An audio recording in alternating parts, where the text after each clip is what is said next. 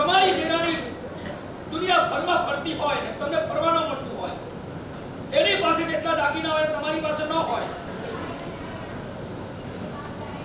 એક વસ્તુ યાદ રાખજો, મારા કરતા પણ કોઈ મહાત્મા સારું પ્રવચન આપે 100% મનમાં એમના માટે એક પ્રબોધભાવ હોય, આનંદ હોય કે શું મહાત્મા પ્રવચન પીરસે છે, શું પદાર્થ પીરસે છે.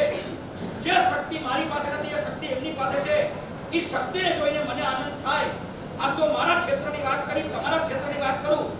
એક જ બિઝનેસમાં બે જણા આજુબાજુમાં હોય, એની પાસે સતત ગ્રાહકો વધારે આવતા હોય અને મારી પાસે ગ્રાહકો ઓછા આવતા હોય, એનો બિઝનેસ ધીમે ધીમે આગળ વધતો જાય, મારો બિઝનેસ દિવસે દિવસે પાછળ જતો જાય, અથવા જ્યાં હોઈએ ત્યાં હોઈએ, તો ત્યારે તમારા મનની સ્થિતિ શું છે એ મારે તમારી પાસેથી જાણવું છે.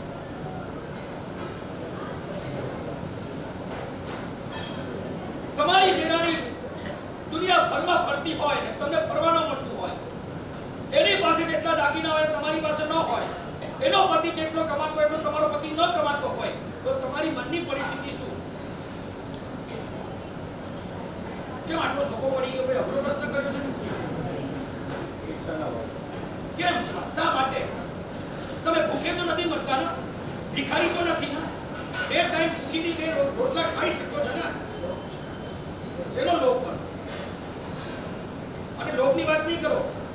તમારો લોભ ખાલી દેરાસર ઉપાસનીમાં છે, હોટલમાં નથી. લોભ હોય તો પછી બધી જગ્યાએ કંજૂસના કાકા હોય ને. ફરવા ફરવામાં તમને કહે લોભ શેનો? પણ મને ખોટો કરે લોભ શેનો? પણ લોભ હોય તો બધે લાગવું જોઈએ ને. સામેવાળા પાસે તમારા કરતા ચડિયાતો પૈસા હોય તો વાંધો શું છે? શા માટે ઈર્ષ્યાના ભાવ લાવવાના? શા માટે ને બદનામ કરવાનું? આનું એક જ કારણ બે બતાવું તમને. તમારી પાસે જે છે એના કરતા બીજા પાસે એ વસ્તુ વધારે હોય, એ પરિસ્થિતિ વધારે હોય, તો યાદ રાખજો બે જ કારણ છે, બે રૂટ છે આના.